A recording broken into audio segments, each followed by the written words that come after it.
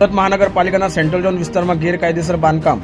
સુરત મહાનગરપાલિકાના central zone વિસ્તારમાં ગેરકાયદેસર બાંધકામ થઈ રહ્યા છે, જેમાં હવાલા બાજો સક્રિય થયા છે. આ હવાલા બાજ દ્વારા આ ગેરકાયદેસર બાંધકામ કરનારા બિલ્ડર પાસેથી મસ્ત મોટી રકમ લઈ ગેરકાયદેસર બાંધકામ કરવાનો કહેવાતો છૂટો દોર આપી દે છે, પરંતુ પ્રમાણિત પત્રકાર આ બાંધકામ દૂર કરવા અનેક ફરિયાદો કરે, અધિકારીઓને લેખિત ફરિયાદ કરે ત્યારે બની બેઠેલા માંડવાલી કરવા માટે નીકળી પડેલા કેટલાક લેબાગુ સેન્ટ્રલ ઝોનમાં સક્રિય થયા છે.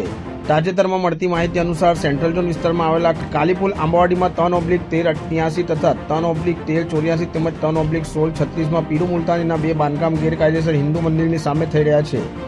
ત્યારે એ જ કાલીપુલમાં અયાજ હાફેસી નામના વ્યક્તિનો પણ ગેરકાયદેસર બાંધકામનો સામ્રાજ્ય ઊભું છે. આટલેથી અટકતું નથી હોવાથી હજુ આગળ જઈને તો નાનપુરા ખાતે ડચ ગાર્ડનની સામે પોપટ મોહલ્લામાં 1/91 તથા 1/92 ખાતે પણ 6 માળનું ગેરકાયદેસર બાંધકામ ચાલુ છે.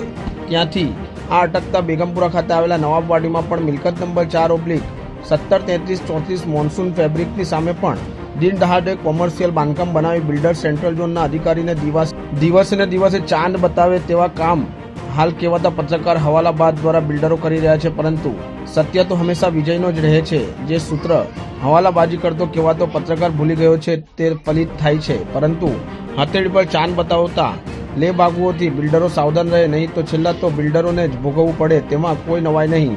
આ તો કહેવત છે ને, કરે કોઈ ને ભોગવે કોઈ, તેવી કહેવત કદાચ સેન્ટ્રલ ઝોનમાં લાગુ પડી જશે, કારણ કે હવાલાબાજીના કહેવાતા પત્રકારના ઇશારા પર બિલ્ડરો આજે ગેરકાયદેસર બાંધકામો કરી રહ્યા છે. પરંતુ છેલ્લા તો આ બાંધકામ કાં તો ડિમોલિશન, કાં તો વિવાદોમાં, કાં તો પછી કોર્ટ કચેરીમાં ચડી જાય અને છેલ્લે ભોગવવાનો વારો બિલ્ડરોને જ આવે, તેમાં કોઈ શંકાને સ્થાન નથી. જેથી બિલ્ડરો ચેતી અને હવાલાબાજોથી દૂર રહે.